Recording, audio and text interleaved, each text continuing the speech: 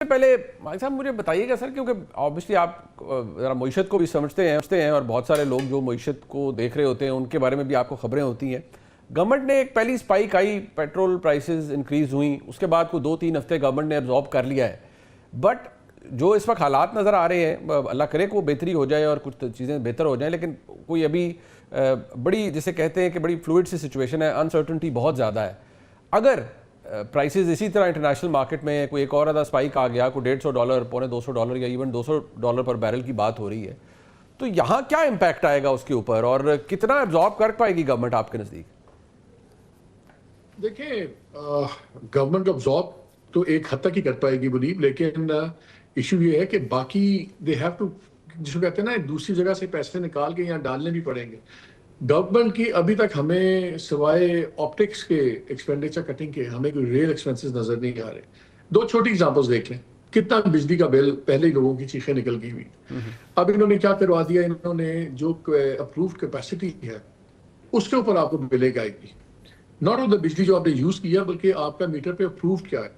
So on an average अगर आपका पहले महीने का बिल था लेट्स से 15,000 18,000, तो आपका उसमें 4 से 6,000 ऐड हो जाएगा। अगर उससे ज्यादा बिल आता है तो उससे भी ज्यादा ऐड होगा। तो ये अब इस तरह चीजें निकाल रहे हैं इन्होंने। अभी एक आपने सुना होगा पिछले दो कि जी हमने हाई ऑक्टेन जो है वो उसके ऊपर हमने बढ़ाया ताकि आम आदमी पे उसका बोझ ना आए। अब ये जितनी आपकी आम टोयोटास हैं, होंडास हैं, जो मिडिल क्लास की गाड़ियां हैं, अमीरों की गाड़ियां नहीं हैं, ये मिडिल क्लास की गाड़ियां हैं, जिनके टर्बो इंजन आते हैं, ये टर्बो कार्स होती हैं। इसमें जब आप आम पेट्रोल डालते हैं तो नॉकिंग भी शुरू हो जाती है और इंजन भी खराब हो जाते हैं। तो लेकिन आपने लोगों को बता दिया ओह हाई ऑक्टेन तो शायद उसके पास ही है जिसके पास कोई 10 करोड़ की गाड़ी है, V8 है, या उसके पास कोई मर्सिडीज है या BMW है। This is again not a fact. तो ये आपकी आम टोयोटा और आपकी होंडा भी इसमें भुगतेगी। ये असल चीज ये है कि आपने क्या स्ट्रक्चरल चेंजेस क्या किए हैं। स्ट्रक्चरल चेंजेस अभी कुछ भी हमें नजर नहीं आ रही। क्या आपके लाइन लॉसेस कम आ गए हैं, जो आप रिफाइनरीज को जो आप इतने पैसे खिलाते रहे अपग्रेडिंग के लिए, वो अभी भी जा रहे हैं। अब हमें बताया जाता है कि नहीं, वो अपग्रेडिंग के लिए नहीं थे जी, वो तो पहले के कॉन्ट्रैक्ट्स थे जिसमें उनके गारंटी रिटर्न्स थे, उसके मुताबिक चल रहे थे। ये प्रॉब्लम्स ये आ रही हैं।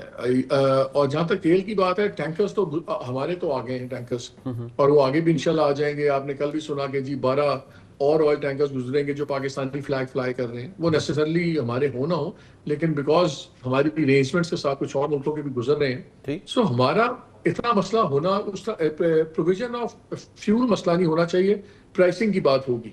लेकिन प्राइसिंग गवर्नमेंट को अब्जॉर्ब करनी होगी। दूसरी जो चीजें हैं जिसमें आप कहते हैं कि स्ट्रक्चरल इश्यूज, स्ट्रक्चर का मुझे फ्रैंकली कोई काम होता नजर नहीं आ रहा। जो स्ट्रक्चरल फ्लॉज हैं उसमें काम नजर नहीं आ रहा। इसलिए तो वही बात है कि आपको बड़ा जख्म लगा, आप उस पर बैंडेड लगा रहे हैं। ये सब बैंडेड से एक डंग टपाव काम तो होता है, लेकिन I don't see how they going to make इसको कैसे ठीक करेंगे प्रॉपर उसका ट्रीटमेंट। अच्छा ये भी बताइएगा मालिक साहब, आपके नज़दीक ऑब्वियसली पाकिस्तान के लिए आज ये दिन आजकल बहुत अहम है, क्या कोई चीज़ें ऐसी हैं जो अंडर द रैप्स रखी गई हैं और वो नहीं रिवील की जा रही? क्योंकि कल जो एलामिया था जो इसको डार साहब ने पढ़ा, वो भी बड़ा मेजर्ड एक स्टेटमेंट थी जो आपके मेरे सामने आई। Is there something which is obviously not been revealed so far? A lot of it is not being revealed and we don't expect it to be revealed also. ऐसे मामलात में तो आपको मुझे नहीं बताएंगे, पब्लिकली नहीं आएंगे, और वो समझ आती है, खासियत ऐसी है। लेकिन अब देखें, बड़ी इंपॉर्टेंट डेवलपमेंट है। अब तो ऑफिशियली भी शायद अनाउंस हो गया कि एक डेलीगेशन कल हमारा चाइना भी जा रहा है जी, और डार साहब होंगे, सुना उसमें शायद बिलावल भुट्टो साहब भी होंगे, अपना मोहसिन नकवी भी होंगे, और शायद DGI भी होंगे, और चाइना के साथ वो जा रहे हैं। अगेन दैट मींस के चाइना एक बड़ा सेंट्रल रोल अब इस नेगोशिएशन प्रोसेस में कर रहा है। पर having said that, at the same time हमारे पे एक बड़े ही इंपॉर्टेंट गल्फ मुल्क का बहुत ज्यादा प्रेशर भी आ रहा है कि जी आप साइड चूज करें, आप किस तरफ। अच्छा। और उस मुल्क में उस मुल्क बहुत स्पेसिफिकली बहुत ज्यादा टारगेट ईरान ने किया भी है इन स्ट्राइक्स। जी जी जी, हमारे लिए भी बड़ा इंपॉर्टेंट है UAE।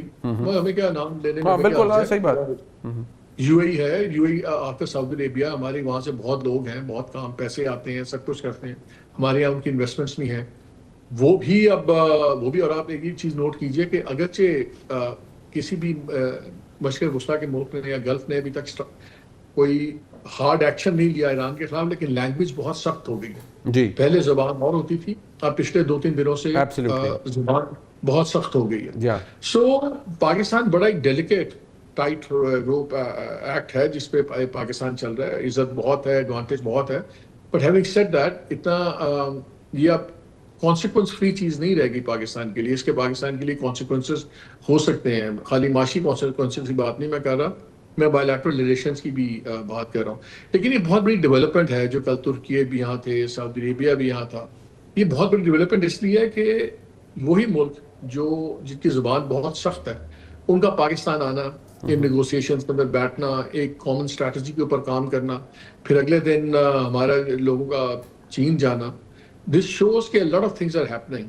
और एक चीज तो बड़ी क्लियर है, भले ईरान जो मर्जी के पब्लिकली कि कोई बात नहीं हो रही, हमने जवाब नहीं दिया।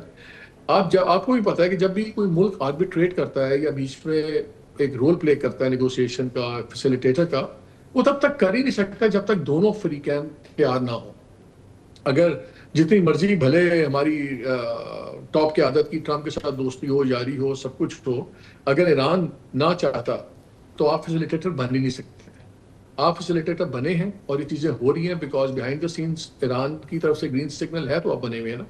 तो इसलिए पाकिस्तान प्रॉब्लली इस वक्त वाहिद मुल्क है जिसकी दोनों साइड्स से साथ चलती है। हमारा ईरान के साथ एडवांटेज क्या है? हमारा एडवांटेज ये है कि हम इसराइल को तस्लीम नहीं हमने किया हुआ, हम नहीं मानते इसराइल को। हम एक न्यूक्लियर पावर है और हमारे मुल्क में कोई भी अमेरिकन बेस नहीं है। ये हमारे दो सबसे बड़े फर्क हैं बिटवीन अदर खलीज के ममालिक के और हमारे में। एंड डिस्पाइट के हमारी हिस्ट्री ईरान के साथ काफी पैची रही है, बड़ी चेकर्ड हिस्ट्री भी है इन मेनी वेज। बड़ा एक जमाने में मिसट्रस्ट भी बहुत हाई था, लेकिन हालात ऐसी जगह ले आए हैं कि we are the best possible facilitators from the Iranian perspective also.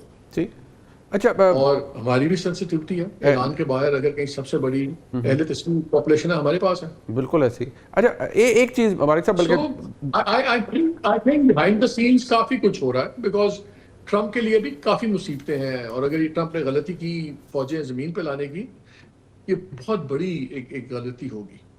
ठीक, बस दो चीज़ें जो मैं पूछना चाह रहा, एक ये क्योंकि आपने कहा ये अगर जो भी इसका होता है ये विदाउट कॉन्सिक्वेंस नहीं होगा। जाहिर बात अगर बहुत को कामयाबी से मामला आगे चल पड़ता है और अगर वाकई ईरान और अमेरिका की नेगोशिएशंस पाकिस्तान इस्लामाबाद में होती हैं और उसका कोई नतीजा निकल आता है, वो तो बहुत अच्छी बात है, we are going to gain. चले और कुछ नहीं तो क्रेडिबिलिटी भी बहुत इजाफा होगा। बट अगर इनकी फॉलिंग आउट हो जाती है and if nothing works out, do we have anything to lose? ठीक है, मईशत का तो एक होगा, बट हम फैसिलिटेटर है ना, हमारा इसके अंदर और क्या, हमारी क्या इन्वेस्टमेंट है इस पूरे इशू के अंदर?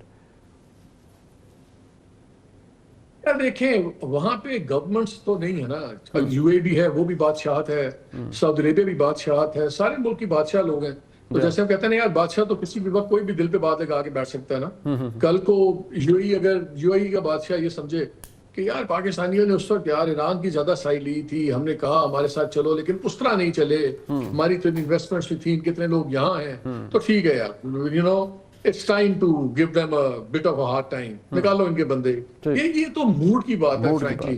डेमोक्रेसी की और बात है, जिस ट्रम्प भी तो बादशाह है ना, वो उसका दिल करता है वेनेजुएला में घुस जाता है, मैं ईरान को ले लूंगा, ईरान के बाद क्यूबा ले लूंगा। ये कभी सोचा था आपने अमेरिका में होगा?